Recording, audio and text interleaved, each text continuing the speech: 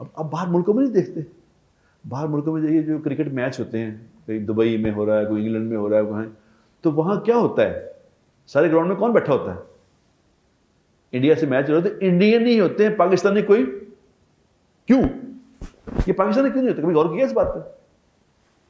गौर करेगा सब बात में, पाकिस्तानी क्यों नहीं होते? वहां रहते तो पाकिस्तान रहते तो बेशुमार हैं, आते क्यों नहीं ग्राउंडों में? इसलिए कि उनके पास पैसे ही नहीं। क्यों? कि पाकिस्तानी जो बाहर गया हुआ है, मैं दुबई में देख रहा था अभी, जो पाकिस्तानी बाहर गया हुआ है वो सारा मजदूर तबका है, और जो इंडियन है वो बॉस हैं, वो सारे पढ़े लिखे। उन्होंने 1960 में शुरू किया था। 1960 में जब इंडिया बना है, पाकिस्तान इकट्ठे बने ना, उन्होंने 60 में एजुकेशन शुरू की थी, एजुकेशन पे काम। यानी उन्होंने मेन टारगेट क्या बनाया था? एजुकेशन। तो उन्होंने उस एजुकेशन पे काम कर कर कर कर के 25, 30, 40 साल में अपनी कौम को खड़ा कर लिया।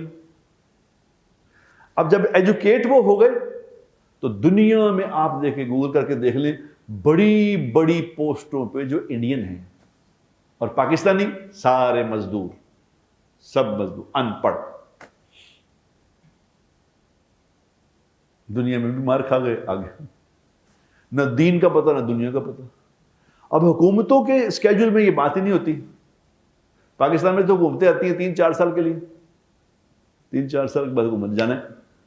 अब वो हुकूमत जिनकी आती बेचारों की, वो इस चक्कर में होते हैं कि किस तरह हम ऐसे काम कर जाएं जिससे अगला इलेक्शन जीत जाएं, जो नजर आए, नजर आने वाले काम करें। अब एजुकेशन पे मेहनत करें, एजुकेशन पे पैसे लगाएं, एजुकेशन को किसी को नजर नहीं आना। क्योंकि एजुकेशन का मामला क्या है कि आज अगर शुरू करेंगे एजुकेशन तो इसको कम से कम 30 साल लग रहे हैं एक नई अगली कौम जनरेशन तैयार करने के लिए। पढ़ा लिखी अगली जनरेशन पढ़ी लिखी पैदा होगी।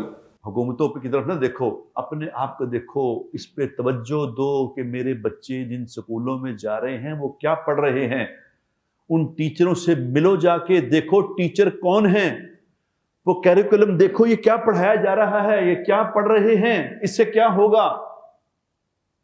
ये हमारी जिम्मेदारी है। अगर या अय्युहल्लज़ीना आमनू कू अनफुसकुम व अहलीकुम नारा, लोगों जो ईमान लाए अपने आप को, अपनी फैमिली को जहन्नुम की आग से बचाओ।